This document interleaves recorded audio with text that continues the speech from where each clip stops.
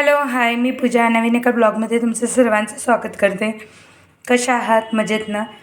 तर चला, आज सॅलेडची रेसिपी आहे. तर मी छान असं सॅलेड बनवणार आहे. तर हेल्दी सॅलेड आहे. ज्यांना वेट लॉस वगैरे करायचं असेल त्यांच्यासाठी तर खूपच छान आहे. आणि नसेलही करायचं तरी तुम्ही खाऊ शकता. असं काही नाही की वेट लॉससाठीच चालेल. तर त्यासाठी मी एक काकडी घेतलेली आहे मीडियम आकारची, अर्धं गाजर घेतलेलं आहे आणि त्यावरती मला हे काळे तीळ आणि पांढरे तीळ, आपले 2 तीळ मिक्स दिसत आहेत.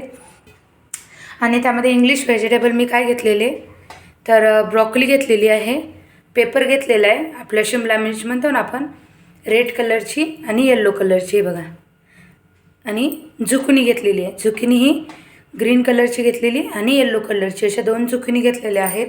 म्हणजे थोड्या थोड्या घेतलेल्या आहेत 2 कलरच्या झुकणी, ब्रॉकली अँड आपलं शिमला मिर्च. तर आपण हे थोडंसं स्टीम करून घेतलेलं आहे, जेणेकरून काय होणार, ते थोडं सॉफ्ट होणार. कारण ब्रॉकली तुम्ही कच्ची खाऊ शकत नाही, त्याला थोडी हे असते, टेस्ट असते.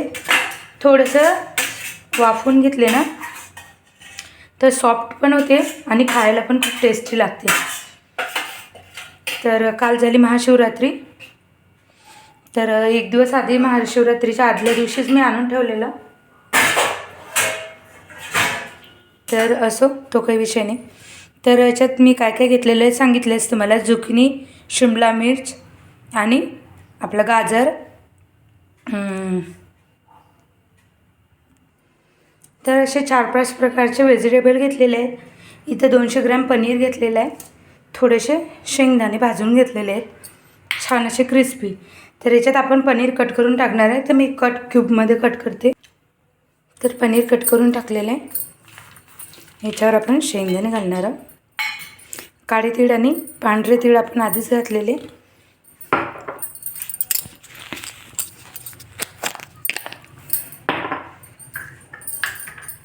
आणि ह्याच्यात ब्लॅक पेपर टाकणार आपण. तर अर्धा चम्मच ब्लॅक पेपर टाकलेला आहे आणि अर्धा चम्मच जिरा पावडर.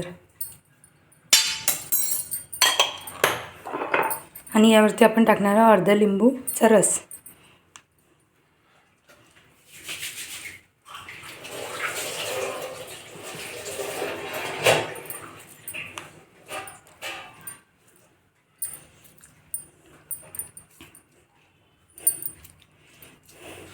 तर जर तुम्हाला तिखट आवडत असेल तर तुम्ही याच्यात हिरवी मिरची पण ॲड करू शकता.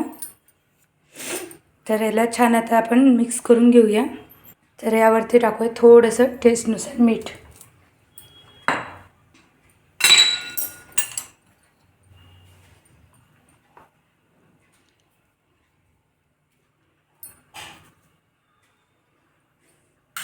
याला छान आता मिक्स करून घेते.